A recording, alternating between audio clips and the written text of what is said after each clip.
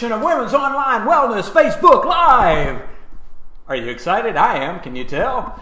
Tonight I want to spend a few minutes talking about some things that you can do in this world of confusion, in this crazy place we're living in called planet Earth that's just turned upside down and gone nothing. Says, well, maybe I just reconnected. I hope I reconnected. If you can see me and you're watching, give me a thumbs up, because my internet connection said it may have just gone down. So I don't know if you're able to see me now or pick me up. If you can, let me know so I know that all this is still going on. I don't even know if I may be talking to a wall right now. I may be talking to the ether and not talking to anybody. So if you're on and you can see me, give me a thumbs up so I know. But tonight I want to tell you a little bit of some things that you can do that are practical to really improve your wellness. That's the key. The key is to thinking about not sick care, which we live in. We have a sick care system. We don't have a health care system. It makes me so angry. It makes me so mad.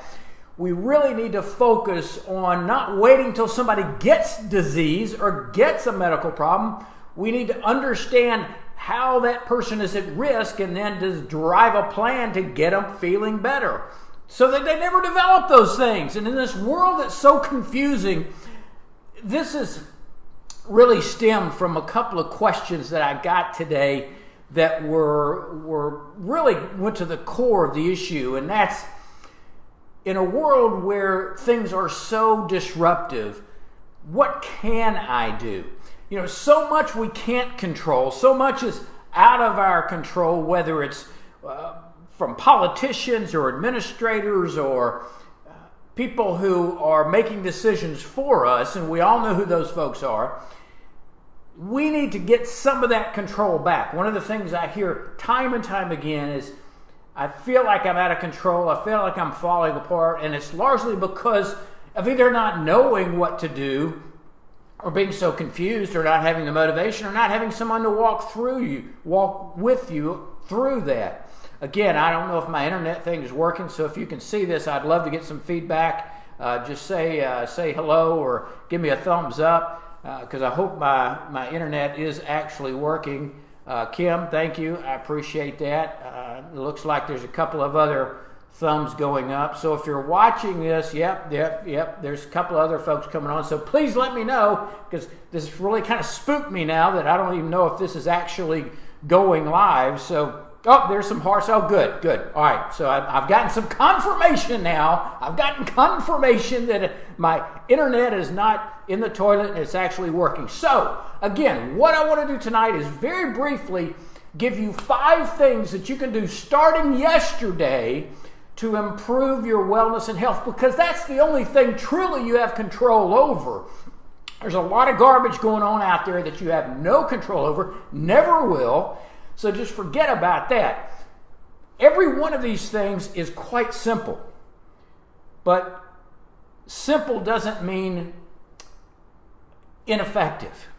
And I think that's a very important understanding, that you've got to make that distinction. Just because you've heard it time and time again. I mean, if I came into your room every morning and said, well, guess what? The sky is blue.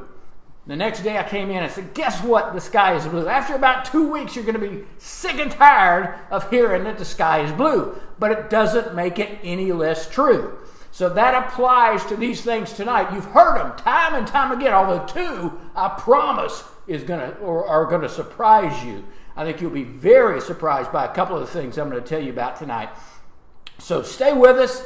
We're not going to take a whole lot of your time tonight, but this is stuff that literally, if you will do just one of these things, just one, if you'll practice one of these things, it will go light years to improving your wellness. I mean, let's again, remember what we're talking about here. Women's Online Wellness is all about not improving lifespan. That's a number. That means nothing to me. I want to see you improve your health span. And that's simply, how long can you stay vigorous? Can you stay engaged? Can you stay mentally and physically and spiritually well and balanced? That's what we want to see. That's what we want to improve. That's what we're going to give you practical suggestions and advice on how to do. And that's what we're going to do tonight. And I'll tell you a little secret. I went back and looked, and we probably have 60 or 70 videos on this site that have been saved. And every one of these things I'm going to tell you tonight, I've gone into much greater detail on these videos. So when you're sitting around and you're bored and you don't have anything else to do, go back through the old videos. There's a lot of stuff in there you can pick up, a lot of things that you can learn from that, and utilize that. There's a resource there that's just for you. So utilize that, and I promise you, you'll get at least one nugget out of any of those, and it's going to allow you to really propel yourself towards that goal of health span. That's a word I want to cement on your brain. That's something that I want to be your focus. Who wants to live at 100 if you spend the last 10 years in bed?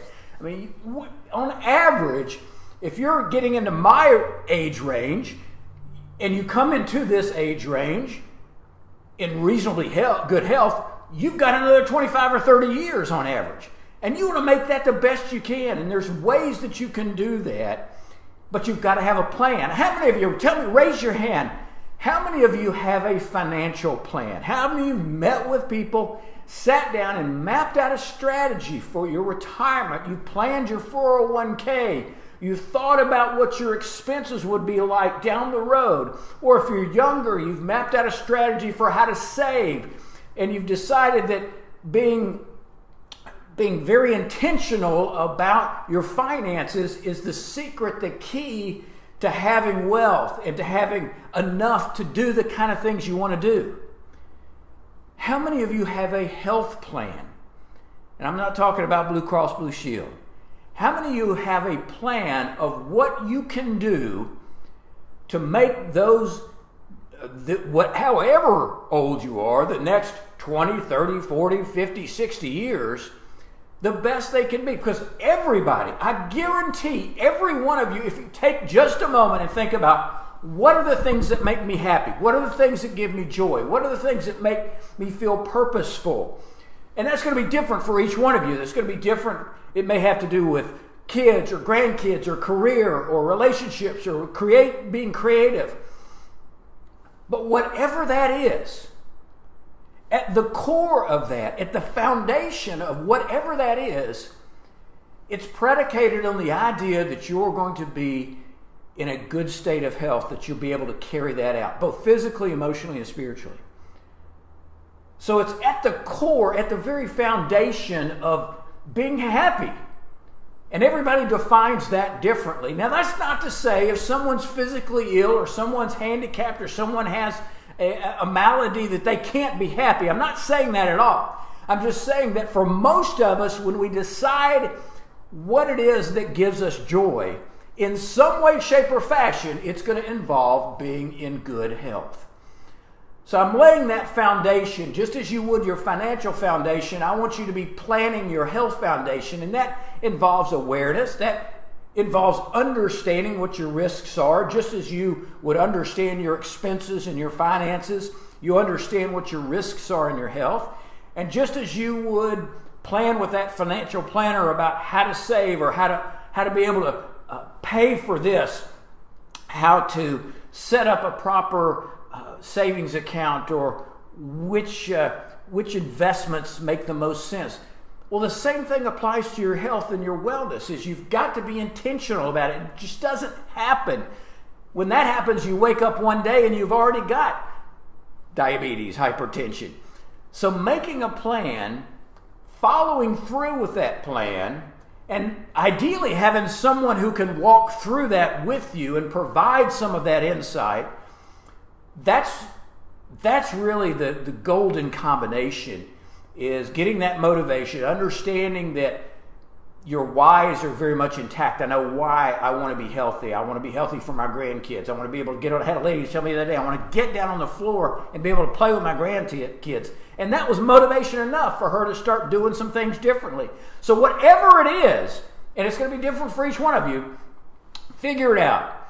And then once you have those whys, then it's a matter of sitting down and coming up with a plan, and whether that's with me or someone else, or your other physicians or a health coach or someone who has the knowledge base to be able to take the time to analyze the the good and the bad, and then give you suggestions, but more importantly, follow that up. So, enough of the foundation. That's the rationale of why, quite honestly, why this group exists, because it's all about what we can do, what you can do individually, how you can take that personal responsibility, enjoy the community and the feedback, take the information that you have, and then make the decision personally to follow through with that. All right, so 5 things that you can do starting today that I think can make a difference in your long-term health.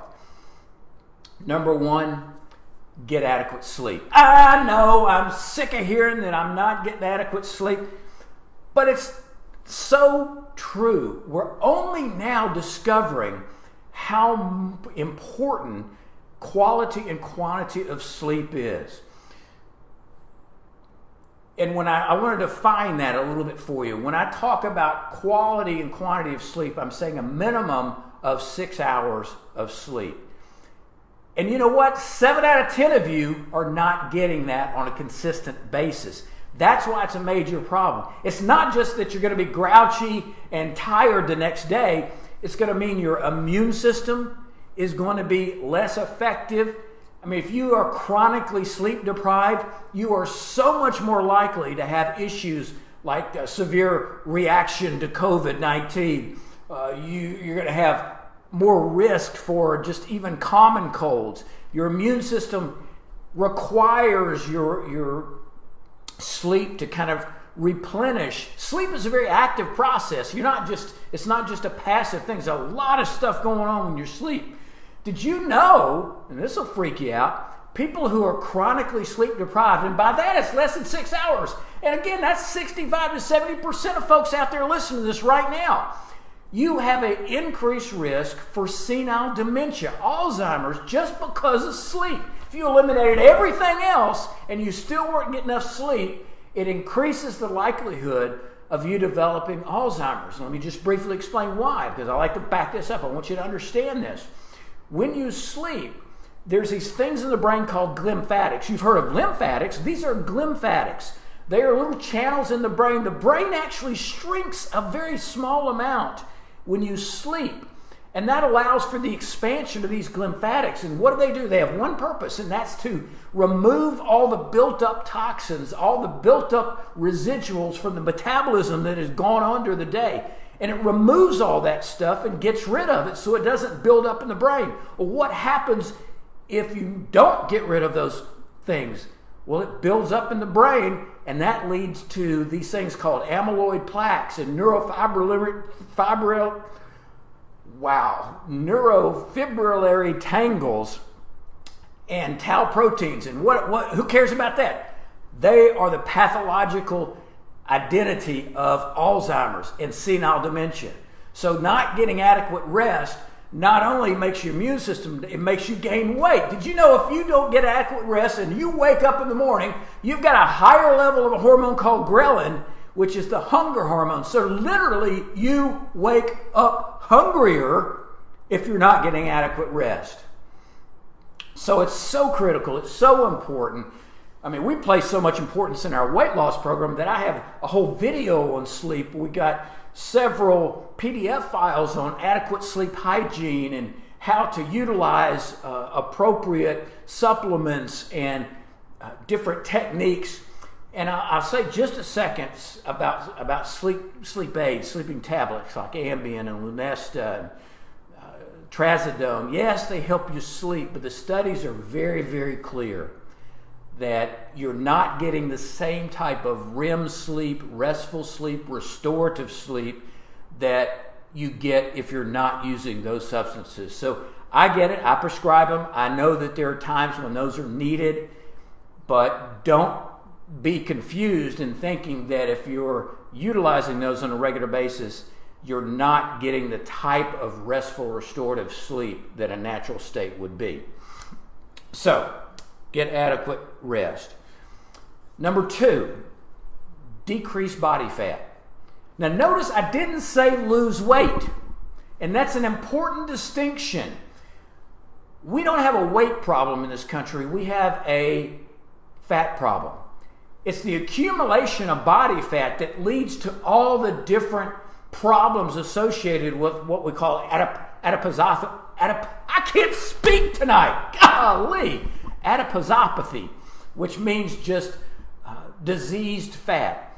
Fat is a very active tissue, and it secretes massive amounts of chemicals and hormones that create an excessive inflammatory state in the body. And if you've listened to anything we've done over the last few months, you know inflammation's the bad guy. That's going to become the cornerstone for almost every single chronic illness. The more we learn, the more scared I am of inflammation. Well, one of the major causes of inflammation is excess body fat.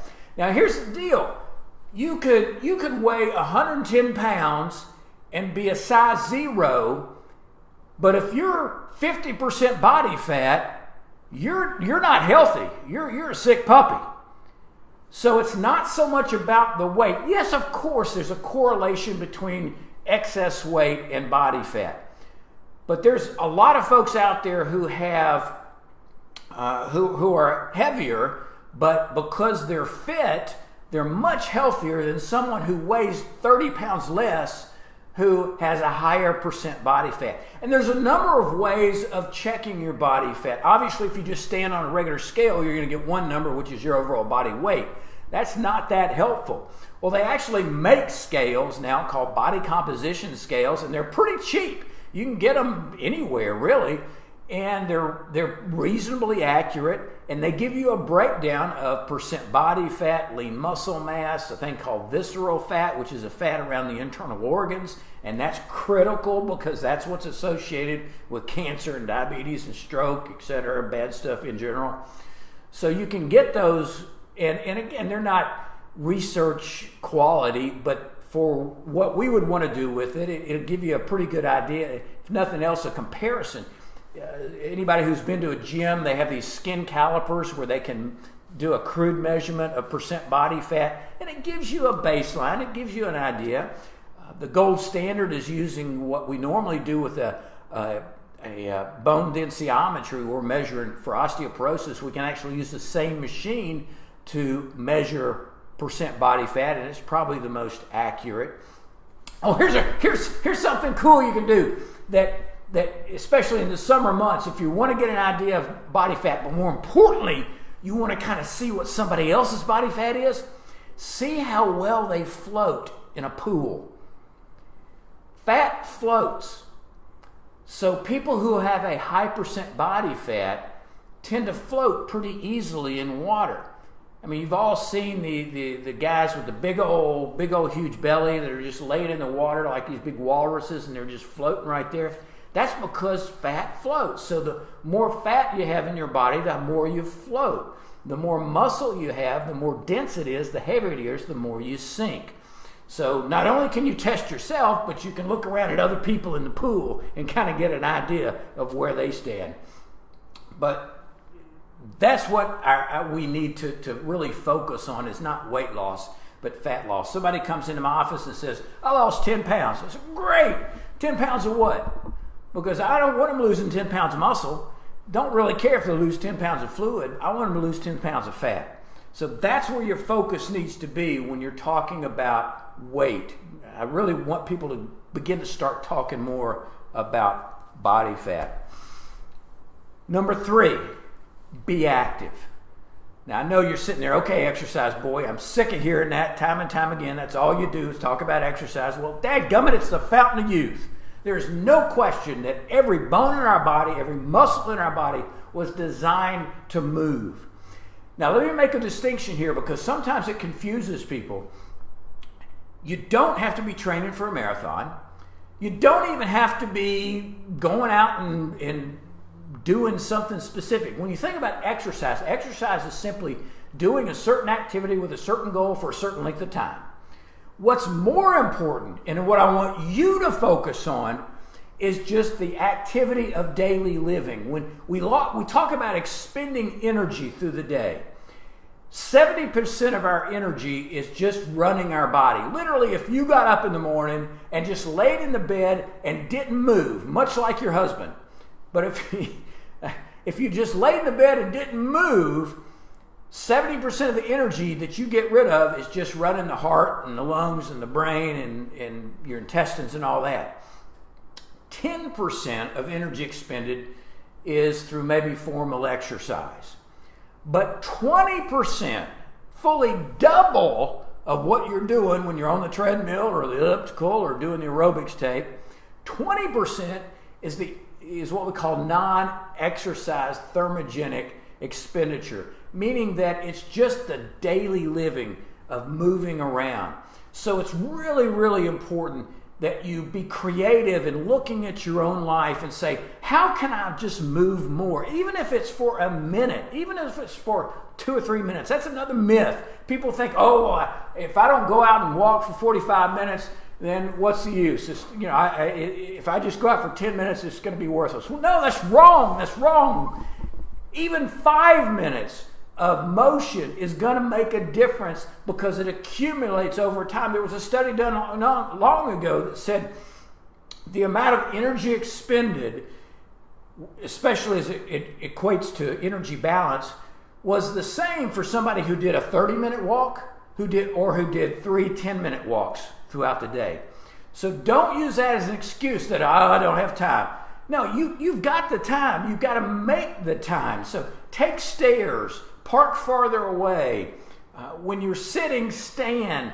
If you have a sedentary job, set your watch, and every hour, get up and walk around for 2 minutes. I mean, do jumping jacks. Just make the people who work around you go nuts. But doing something that simple, make it a game. Be creative with it. Make it where it's fun. Make something that you enjoy doing. And that's the other key really quickly about exercise. People ask me, what's the best exercise? Well, there's no question in my mind. The best exercise is the one that you'll do. There's no magic. I mean, it's just what you'll do consistently. Find something that's fun. And that may be a stretch for some of you. I get it. I mean, you may have never thought any type of exercise was fun. But try to be creative with that, because if it's not fun, if it's not something you enjoy, if you're doing it just because some idiot doctor told you to go do it, it's going to last about a week and then it's going to fall apart. So just like you would only read books that you enjoy, just find something that you like doing. But even if you don't find exercise palatable, just be more active in every day, just in the stuff that you do on a daily basis. It will add up. It will make a difference. Your incidents. I saw a study the other day that if you just walk 15 minutes a day, come on folks, 15 minutes a day, you can cut your risk of type 2 diabetes by 30%. Now, if that is not worth it, somebody needs to just slap you upside the head with a wet squirrel, because that's just unbelievable. That small amount on a consistent basis can keep you from developing what possibly, well, looks like I may be back up. I hope I'm back up. I hope I didn't lose anybody. All right, so number 4, be social with the right people. There's multiple evidence that people who have a network of friends or associates, and it doesn't have to be 25 people, and it's not your Facebook friends, because most of folks you don't know anyway. It's even just 1 or 2 people that you can socialize with on a regular basis, communicate with, talk with, interact with. Those folks tend to be healthier. And it's so important now, especially for folks who are isolated, who, because of this COVID garbage, are having an inability to communicate like they normally would. It leads to anxiety. It leads to depression. I talk to folks in the office every day that are feeling the stress of not being able to communicate with family or friends. So utilize things like online communication, like Zoom and these other platforms.